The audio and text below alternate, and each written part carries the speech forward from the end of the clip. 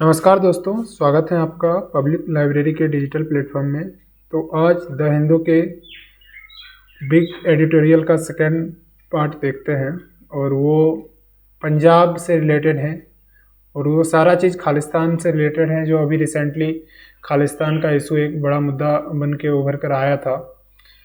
तो आर्टिकल क्या कहना चाहता है इसको देखते हैं। उससे पहले देख लेते हैं ये लिखा किसके द्वारा गया है। ये M.K. नारायणन के द्वारा लिखा गया है। ये जो है इंटेलिजेंस ब्यूरो के फॉर्मर डायरेक्टर रहे हैं, नेशनल सिक्योरिटी एडवाइज़र रहे हैं और वेस्ट बंगाल के फॉर्मर गवर्नर भी रहे हैं। तो शुरू करते हैं आर्टिकल। तो इसमें पहली बार ये बताया जा रहा है, पहला जो इसका इंट्रो लाइन है कि अभी पंजाब में जिस प्रकार से वायलेंस उभर कर आया है, एक एक्सट्रीमिस्ट आंदोलन, एक रेडिकलिस्ट थ्रेट जो उभर कर आया है पूरे इंडिया के लिए, तो वो पूरे सिख डायस्पोरा से रिलेटेड है, जो ग्लोबली एग्जिस्ट करता है। मतलब पूरे विश्व में कहीं ना कहीं इसका एग्जिस्टेंस है, सिख कम्युनिटी का, सिख इमाइग्रेंट्स का। तो उन्हीं का छिटपुट जो मतलब उनका अपना इमोशंस हैं, उसी से रिलेटेड ये खालिस्तान का मूवमेंट रहा है। अब पहले तो ये हालांकि सिख एक्सट्रीमिज्म जो है क्लियर नहीं था, लेकिन ये धीरे धीरे अपना जो है रूप बदला है। और अभी जो एक्सट्रीमिस्ट लीडर उभर कर आया था अभी रिसेंटली, अमृतपाल सिंह, ये भिंडे वाला जो पहले खालिस्तान आंदोलन का जो हम कह सकते हैं कि शुरुआती नेता के रूप में माना जाता है, तो उन्हीं का एक मॉडलिंग के रूप में रहा। और ये एक्सट्रीमिस्ट विचारधारा को लेके अभी जिस प्रकार से आंदोलन को एक नया दिशा दे रहा था, उससे संबंधित पुलिस के द्वारा उसका खोजबीन चल रहा था। तो हालांकि उसको अभी गिरफ्तार कर लिया गया, ऐसा नोटिस आया है। तो आगे अगर हम देखें तो ये क्या चीज़ है, मतलब आंदोलन क्या है, इसका कारण क्या है, क्या इसमें बताया गया है। तो सबसे पहली बात तो जो एक्सट्रीमिस्ट वर्ग है, क्लास ऑफ फ्रिंज है सिख युवाओं का, वो पूरे विश्व में, जैसे आप देखिएगा तो ऑस्ट्रेलिया में है, कनाडा में है, यूनाइटेड किंगडम, यूनाइटेड स्टेट्स, हर जगह उसका आपको प्रेजेंस दिखेगा। और जब भिंडे वाला का जिस हिसाब से अटेम्प्ट था, उनको बताया जाता था उनके अंदर देवीय शक्ति हैं, उनमें रहस्यवादी कुछ क्वालिटीज हैं, जिसके कारण लोग उनकी ओर आकर्षित हो जा रहे थे। तो उसके बाद ये अभी डिक्लेयर किया गया है कि भिंडे वाला का जो है ना, अभी तक कोई उत्तराधिकारी नहीं है, क्योंकि उनका जैसा देवीय शक्ति वाला दूसरा कोई नहीं है, और उनके जैसे एक्सट्रीमिस्ट आंदोलन का कोई अभी तक उत्तराधिकारी नहीं रहा है, जो मतलब उनके विचारों को फॉलो करके उस हिसाब से आंदोलन को मतलब एक रूप दे सके। अमृतपाल सिंह ऐसा ही एक उभरने का प्रयास कर रहे हैं वर्तमान समय में। और इसका जो है कई, जैसे सिख फॉर जस्टिस एक प्रो खालिस्तान ग्रुप है, बब्बर खालसा, खालिस्तान लिबरेशन फोर्स, तो इन सब का एक जो ये ग्रुप है, इनका इंगेजमेंट है, ये एक कोर ग्रुप है जो लिंक करता है आपस में सिख को खालिस्तान मूवमेंट के लिए। बेसिकली खालिस्तान का जो विचार है वो एक डिमांड करता है कि एक सेपरेट सिख स्टेट होना चाहिए। और अगर हम लोग इसको थोड़ा और ब्रॉड एस्पेक्ट में देखें तो भारत जैसे देश में जहाँ इतना डाइवर्स पॉपुलेशन निवास करती हैं, डिफरेंट रिलीजन का, तो ये बहुत ही मतलब हम कह सकते हैं कि अद्भुत चीज़ होगा कि आप किसी एक सेगमेंट को, कोई भी एक वर्ग या क्लास के लोगों को जो मतलब अपने आप को ये शो करे कि हाँ उनको नेगलेक्ट किया जा रहा है, उनको इग्नोर किया जा रहा है भारत के अंदर, ऐसा शायद ही कभी हुआ है। और शायद ही कभी हुआ है और लगभग नहीं के बराबर हुआ है। लेकिन अभी के सिचुएशन में अगर ऐसी बात करें तो ये खालिस्तान का जो बात उठा रहे हैं सिख लोग, तो सिख धर्म के कुछ एक क्लास के लोग, ये कह सकते हैं, पूरे लोग तो नहीं है शामिल, तो उसमें उनका अब अगर हम लोग यहाँ बोलते हैं कि प्राय अगर कोई भी धर्म इस हिसाब से अपने आप को नेग्लेक्टेड महसूस नहीं किया, तो इस सिख के बारे में क्या अलग बात है जिसके कारण ये आंदोलन उभर के उठा। तो अलग बात ये है कि 1970s और 1990s के बीच का जो वो काला दिन उन्हें देखना पड़ा था, जो प्राइम मिनिस्टर जो उस समय इंदिरा गांधी थी, उनको खुद अपने जीवन की कीमत भी चुकाना पड़ा जब उनके बॉडीगार्ड ने उनका ही मतलब असैसिनेशन कर दिया। वो भी सिख बॉडीगार्ड थे। तो कारण था उनका जो वो तो काले दिन देखना पड़ा था जब वो गोल्डन टेम्पल में इंडियन आर्मी का इन्वेजन हुआ था। तो गोल्डन टेम्पल जैसे तहस नहस हो गया था। तो उसके बाद तो उसका फिर पुनर्निर्माण हुआ हालांकि, लेकिन उस उनके अंदर जो सिख कम्युनिटी का जो भावना जुड़ा हुआ था, वो भावना के कारण उनका कुछ न कुछ अंश जुड़ा हुआ है अभी तक, जो इस सिख आंदोलन को गति दे रहा है। और इसका अभी जो मेन कारण इसका क्या है चिंता का, तो वो है सिक्योरिटी डिस्पेंसन। अभी का सिक्योरिटी जो है ना, वो अब कह सकते हैं कि मतलब बहुत ही उतना मतलब सटीक नहीं है, उस हिसाब से अपने आप को मैच्योर नहीं किया है, जैसे इस एडिटोरियल का कहना है। भिंडेवाला का जो फेनोमेनन हुआ था 70s 80s के दौर में, तो उस समय ये एक मतलब संकेत था कि आप अपने सिक्योरिटी फोर्सेस को, अपना इंटेलिजेंस को मजबूत कीजिए।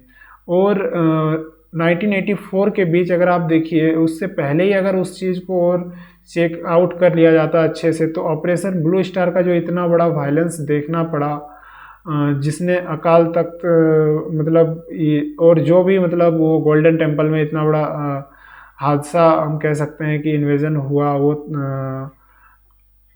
इंडियन आर्मी का, तो वो सारा चीज़ देखना नहीं पड़ता अगर 84 के बीच भिंडेवाला के इस रुझान को, इस रुख को देखकर अगर सिक्योरिटी एजेंसी या इंटेलिजेंस थोड़ा सतर्क हो जाती। और अभी जो है ना, वही चीज़ है जो अभी के सिख वर्ग को एक मतलब आग की तरह उसको इंस्पायर कर रहा है, एक मतलब सिख स्टेट के लिए अलग से, जहाँ वो अपने इंटरेस्ट को सुरक्षित रख सके, अपने धर्म को, अपने संस्कृति को। ऐसी मांग है मतलब खालिस्तान समर्थकों का। और अभी जो अमृतपाल सिंह का गिरफ्तारी किया गया, ये तो बस एक स्टेप है, ये एकमात्र सॉल्यूशन नहीं है इस आंदोलन के, इस अलगाववादी विचारधारा का। क्योंकि आपको यहाँ पर डील इस चीज़ से करना है कि एक्चुअली में सेंटर पॉइंट क्या है उस चीज़ का, और उनकी भावनाओं को कैसे संतुष्ट किया जाए, ना कि आप बस उसके जो लीडर हैं उनको गिरफ्तार करके चाह रहे हैं कि खालिस्तान आंदोलन पूरी तरह से समाप्त हो जाए। हो सकता है उनका कोई सक्सेसर हो जो इसको फिर से आने वाले समय में गति दे, और वो भी बहुत एक्टिविस्ट हो के गति दे। Most important is to avoid treating all that is happening now as violence is fun. अभी देखिए, अभी सबसे ज़्यादा इम्पॉर्टेंट ये है कि आप उसको इस आंदोलन से जुड़े हुए जो विदेशी साक्ष्य हैं, विदेशी जो रिलेशंस हैं, वो एक विदेशी फॉरेन कॉन्स्पिरेसी के रूप में इसका इस्तेमाल ना करें। बजाय इसके कि आप इसको ध्यान दें कि हाँ मतलब ये सिख का जो कम्युनिटी है उसका इमोशनल जुड़ाव है, ये एक्सट्रीमिस्ट जैसा विचारधारा रखता है, ये तो हैं, लेकिन इसका आईएसआई जैसे कई मतलब हम कह सकते हैं आतंकवादी संगठनों के साथ जो जुड़ाव रहा है, और ये जो फॉरेन कॉन्स्पिरेसी का काम करेगा, जो भारत के नेशनल सिक्योरिटी के लिए दिक्कत हो सकता है, तो इससे डील करना सबसे ज़्यादा जरूरी है। All serious threats developed from misleading sentiments by 2030। और जो भी सीरियस थ्रेट, जो भी जोखिम अभी उत्पन्न हो रहा है, वो आप कह सकते हैं कि वो कहीं ना कहीं अथॉरिटी के मतलब रूलिंग से ही छुपा हुआ है, उसी के ही में, उनके मतलब एक्शंस में ही। अभी जो वायलेंस हुआ है वो पाकिस्तान से लिंक करके देखा जा रहा है, लेकिन वो केवल का आंदोलन नहीं है। केवल आपका कारण ये नहीं है कि आप पाकिस्तान से वो जुड़ा हुआ है इसीलिए खालिस्तान को बल मिल रहा है, आपका गुड इंटेलिजेंस होना भी बहुत ज़रूरी है। अब भारत के इंटेलिजेंस का एनालिसिस थोड़ा करते हैं, तो उसमें देखिए अभी के इंटेलिजेंस का सबसे बड़ा ट्रेजेडी क्या है ना, कि वो अभी बहुत ही लो प्रायोरिटी में उसका एनालिसिस हो रहा है। और उसके साथ साथ अभी इतना जो मतलब उभरता हुआ वर्ल्ड है, आप देख सकते हैं डिजिटल वर्ल्ड का विकास हो रहा है, और इतना कॉम्प्लेक्स वर्ल्ड स्ट्रक्चर बन रहा है, वर्ल्ड ऑर्डर बन रहा है। तो इस जगह पे आप जो इंटेलिजेंस में जो एजेंसियां हैं, जो अथॉरिटीज़ हैं, जो ऑफिसर्स हैं, उनका जो अपॉइंटमेंट हो रहा है, उनकी पॉसिबिलिटी, उनकी स्किल्स, ये सब चीज़ का एक बेहतर आकलन होना बहुत ज़रूरी है। और हो सकता है यह संभवतः यही एक कारण बना था जो इस चीज़ में योगदान दिया कि खालिस्तान आंदोलन इतना उभर के आगे बढ़ पाया। और अभी रियल वर्ल्ड में आप देखिए इंटेलिजेंस का डिमांड इतना हद तक है कि आप इंफॉर्मेशन को, जो क्रिटिकल इंफॉर्मेशन है, इसको नजेक्ट कर पाएँ और केयरफुल्ली हर चीज़ को एनालिसिस कर पाएँ एक्सपर्ट के द्वारा। उसके बाद उसको पॉलिसी मेकर के पास दिया जाना चाहिए। सारे एनालिसिस होने के बाद रिपोर्टों को देन आफ्टर पॉलिसी बनना चाहिए। और आगे अगर हम लोग देखें तो सेंट्रल और स्टेट जो हमारा इंटेलिजेंस है, उन्होंने कहीं ना कहीं इस चीज़ का हमेशा दावा किए हैं कि नहीं, हमारे तरफ से कोई मिसिंग नहीं हुआ है, सिक्योरिटी ठीक रहा है और कोई मिस कर नहीं सकते हम लोग। तो सिख का ये यूथ और उसके बीच जो भी खालिस्तानी मूवमेंट के यहाँ में जो ऑनलाइन मूवमेंट भी चल रहा था, या हम कह सकते हैं ऑफलाइन जो भी इंगेजमेंट हो रहा था इस हिसाब से, तो इससे हमारा कोई सिक्योरिटी कंसर्न नहीं। ऐसा दावा जो अभी किया जा रहा है, ये पूर्ण रूप से आप अगर एनालिसिस कीजिएगा तो कहीं ना कहीं इसमें भी लैकिंग्स हैं। आगे आप देखिए कि जो थ्रेट सिख रिलीजन को मिला है अदर रिलीजन से, क्रिश्चियनिटी वगैरह से, ये सब जो है, चूँकि ये आप कह सकते हैं कि अगर परसेंटेज के हिसाब से बहुत ही पॉपुलस अगर आप देखिएगा पॉपुलेशन परसेंटेज में, तो ये बहुत ही लोअर ए में आता है, पोजीशन में आता है। तो जिसके कारण ये दोनों में आपस में जो एक कन्वर्सन होता है, तो इस चीज़ को भी देखना जरूरी है। आप यहाँ देखिए अभी वर्तमान में हालिया जो घटना हुआ है अमृतपाल सिंह जी का, तो वो जब उन्होंने फरवरी में क्या किया था, एक पुलिस स्टेशन में जाके अपना हंगामा जब किए वहाँ पर, और वहाँ पर तोड़ फोड़ किया, पत्थरबाजी किया, ये सब चीज़, गन वगैरह लेके गए, तो उस समय ही सचेत हो जाना चाहिए था अथॉरिटीज़ को कि नहीं, इसका कुछ ये होना चाहिए। तो उस समय इन्होंने उतना इसको गंभीरता से लिया नहीं, फिर ये आगे और ख़तरा बनता गया। कुछ इंटेलिजेंस एजेंसी जैसे आपको उस जगह पे कंसिडर कर लेना चाहिए था कि हाँ, हो सकता है कि पॉसिबली ये आगे कुछ बड़ा प्लान कर रहे हैं, बड़ा कुछ इनका षड्यंत्र है। और साथ ही साथ ये नोटिस जब आपको मिला कि भारत में ऐसा उभर रहा है, कहीं ऐसा कुछ विद्रोह का जो छिटपुट घटना उभर रहा है ना, तो आप उन सारे देशों में अपने इंटेलिजेंस को इस चीज़ की खबर दे देते जहाँ जहाँ सिख जो खालिस्तानी, प्रो खालिस्तानी लोग जहाँ पर निवास करते हैं। जैसे आप यूके देखिए, अमेरिका देखिए, ऑस्ट्रेलिया देखिए, तो वहाँ पर भी जो भारत के इंटेलिजेंस हैं, तो वहाँ आप क्या करते हैं कि सारा जो सूचना यहाँ मिल रहा है कि ऐसे खालिस्तान का आंदोलन थोड़ा प्रखर हो रहा है, सिख जो एक्सट्रीमिस्ट सिख्स हैं उनका थोड़ा रुझान बदल रहा है, तो ये सारे वहाँ की स्थिति को नज़र थोड़ा ऑब्जर्व करते, फिर ये सारे इंटेलिजेंस का जो आपस में वार्ता होकर इस चीज़ को निपटा जा सकता है। तो इंटेलिजेंस में कहीं ना कहीं चूक हुई है। अब 2021 में आप देखिए जो कृषि कानून आया था, तो उसकी खिलाफ जो वायलेंट प्रोटेस्ट हो रहा था, इतना हिंसात्मक प्रोटेस्ट हो रहा था, तो ये बात केवल यहाँ तक नहीं है कि वहाँ वो केवल कृषि या कृषकों का ही विद्रोह था, उसमें कहीं ना कहीं छुपा हुआ एजेंडा इन सिख चरमपंथियों का भी था, जिन्होंने लाल किला में जाके फाइनली इतना बड़ा वायलेंस किया दिल्ली में जो हुआ था 2021 में। हालांकि उसको फिर रिपील कर लिया गया, लेकिन इसमें आप देखिए वो चीज़ कहीं ना कहीं इसके बीच का डिटरमाइन फैक्टर ये भी रहा है कि उसके बीच का वो विचारधारा क्या है उसके पीछे। अब देखिए खालिस्तान का सेंटिमेंट जो है वो सिख को एक अलग स्टेट बनाना, सिख स्टेट बनाना है। तो क्या ये चीज़, ये आइडिया भारत के बिहाफ में से ही है? भारत तो एक अपने आप में, भारत का आप देखिएगा संविधान के आर्टिकल 2 में, आर्टिकल 3 में, उसमें कहता है कि भारत किसी भी राज्य के समझौते का परिणाम नहीं है और किसी भी राज्य को भारत से अलग होने का अधिकार नहीं है। तो इस प्रकार का जो आंदोलन उठ रहा है, तो जाहिर सी बात है भारत की अखंडता के लिए ये घातक है। और एक्सटर्नल फोर्सेस जैसे ISI वगैरह, ये सब ग्रुप इसको और जले में नमक छिड़कने का काम कर रही है। पाकिस्तान हो गया, ISI हो गया, ये सब चीज़ तो ये रास्ता ही देख रही है कि किस हिसाब से ऐसी स्थिति इंडिया में क्रिएट हो, ताकि हम अपना स्थिति, अपना जो इंडिया के अगेंस्ट में अपना स्थिति को और मजबूत कर सके, उसके खिलाफ अपना काम बना सके। गवर्नमेंट एजेंसी जो हैं अभी वर्तमान में, तो उसको फेक न्यूज़ जो वर्ल्ड वाइड कॉन्स्पिरेसी का चलता है सिख कम्युनिटी से रिलेटेड, तो उसमें भी मतलब थोड़ा ऑब्जर्वेशन करना चाहिए, उसमें बहुत ही डेडिकेटली उसमें इन्वॉल्व रहना चाहिए, और मतलब बहुत सारे काम ग्राउंड लेवल पे करने की ज़रूरत है इस देश में। और फाइनली अगर हम देखें तो इसका सॉल्यूशन क्या होगा, तो कन्विंसिंग द वर्ल्ड इज की, मतलब आप कन्विंस कीजिए, दूसरों को सहमत कीजिए, उसको बातचीत सुलह से बात को निपटाइए। ऐसा नहीं कि मतलब आप वहाँ पर अपना स्ट्रॉन्ग पोजीशन ले लिए रेडिकली में, मतलब टेररिज्म और जो आतंकवादी हैं और जो चरमपंथी, उससे फाइट करने में भारत अपना क्लेम करता है कि हम बहुत अच्छे पोजीशन में यूनाइटेड नेशंस में भी और उसके आउटसाइड में भी।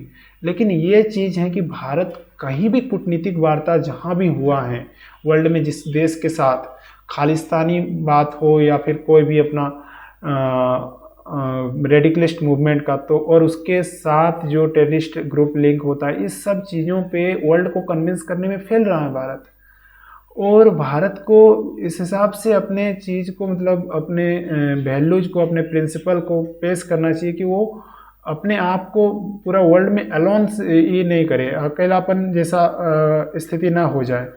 और डिप्लोमेट और इंटेलिजेंस एजेंसी जो है ना, इस चीज़ में भी हम कह सकते हैं कि अपना डिप्लोमेसी में फेल रही है कि सिख एक्सट्रीमिस्ट ग्रुप जो भारत के बाहर एक्सपोज कर रहे हैं, उनका क्या एक्टिविटी रहा है, उसको रियल टाइम ऑब्जर्वेशन, उसको कन्विक्ट करने में। और उसके साथ साथ आप देखिए कंट्रीज में उसका जो एक्सचेंज होता है क्रूशियल इंटेलिजेंस का, मान लीजिए भारत का इंटेलिजेंस अमेरिका में है, ऑस्ट्रेलिया में है, यूके में है, तो उनके साथ जो अपना इंफॉर्मेशन को साझा करना, ताकि उस एक्सट्रीमिस्ट ग्रुप का क्या अप्रोच रहा है, इन सब चीज़ों में भी आपका जो भारत का इंटेलिजेंस का कुछ हद तक असफल रही है। अब केवल आप गवर्नमेंट को, फॉरेन गवर्नमेंट को क्रिटिसाइज कीजिएगा कि चूँकि वो हमारे खिलाफ बोल रहे हैं, इस हिसाब से बोल रहे हैं, ऐसा भारत में नहीं है। हर एक कितने गवर्नमेंट का मुंह शांत कराइएगा आप, वो सारा चीज़ तो आप नहीं कर सकते। उस जगह से आपको अपने आप को हैंडल करना है, रिटेलिएशन करना है कि आप किस हिसाब से जो उभरते हुए इस चरमपंथी आंदोलन को रोक रहे हैं। और इंडिया को इस हिसाब से जो है इफेक्टिवली कन्विंस करना चाहिए सारे वर्ल्ड के उन सारे देशों को जो इस मुद्दे पे आवाज़ उठा रहे हैं कि भारत में एक्सट्रीमिस्ट आंदोलन का रुख जो है बढ़ता जा रहा है। तो इस स्थिति को लेकर वर्ल्ड को कन्विंस करना चाहिए, और वो भी आपको मतलब फोर्सली नहीं करना चाहिए, उसको बस डिप्लोमेसी से करना चाहिए। और जहाँ पर देखिए आप large part of the world, देश दुनिया के जो है अधिकतर भाग में लिबरल वैल्यूज हैं। लिबरल वैल्यूज मतलब हो गया उदारवादी मूल्य हैं, वहाँ पर उग्रवादी जैसे नहीं है, जैसे वहाँ मतलब स्ट्रॉन्ग फॉरेन पॉलिसी वाला नहीं है। अधिकतर जो है ना नॉर्म, या फिर हम कह सकते हैं नॉर्मल फॉरेन पॉलिसी वाला कंट्री है। तो इंडिया को उस प्रकार से अपने फॉरेन पॉलिसी या अपने इन आंदोलन को रोकने के लिए इतना हार्ड मेजर्स नहीं लेना चाहिए कि वो उस देशों के लिस्ट में शामिल हो जाए जो अफ़गानिस्तान में तालिबान की हैं, ईरान में मुल्ला की हैं और ब्राज़ील में बोल्सोनारो की हैं। इंडिया को क्या चाहिए? इंडिया को वर्तमान समय में ऐसे रास्ता, ऐसे साधन की ज़रूरत है जो इन चरमपंथी रेडिकल एक्सट्रीमिस्ट जो भी हैं, एक्सट्रीमिस्ट जो भी व्यक्ति हैं, उनके थोड़े से भी एक्टिविटी से सायरन कॉल मिल जाना चाहिए। सायरन कॉल कि हाँ ये आगे कुछ थ्रेट क्रिएट करने वाले हैं, जैसे खालिस्तान और दूसरे टाइप ऑफ एक्सट्रीमिस्ट करते हैं। अभी भी आप देखिए कई प्रकार के मतलब ये कम्युनल हिंसा होती जा रही है। तो इन सब चीज़ पे भी उनको थोड़ा इस हिसाब से वेज एंड मीन्स को फाइंड करना चाहिए, इंटेलिजेंस को बूस्ट करना चाहिए, ताकि ये एक सायरन कॉल की तरफ पहले पता चल जाए कि किस एक्सट्रीमिस्ट के द्वारा किस प्रकार का थ्रेट क्रिएट किया जा रहा है, भारत में किस प्रकार का माहौल बनाया जा रहा है, आगे कुछ दंगा या फिर कोई बड़ा विद्रोह होने की संभावना है या नहीं, उस चीज़ को पहले से ही भांपा जा सके। इंडिया नेशनल स्टेट हाँ, और भारत को राइटिस्ट और लेफ्टिस्ट दोनों अप्रोच के बीच जो है ना मतलब बैलेंस बनाने की ज़रूरत है। और उससे क्या है ना कि देश में एकता का जो एक भावना है वो इंश्योर हो सके, और साथ ही साथ जो व्यक्तिगत स्वतंत्रता है, मानव का जो विकास है, और भारत का जो एक लीडरशिप के रूप में उभरने का जो एक ख्वाब है, ये सब चीज़ इफेक्ट नहीं हो। इसके ये सब चीज़ को ध्यान में रखते हुए भारत को एक मतलब बैलेंस बनाने की ज़रूरत है इन एक्सट्रीमिस्ट अप्रोच के बिहाफ में। That's all about this article.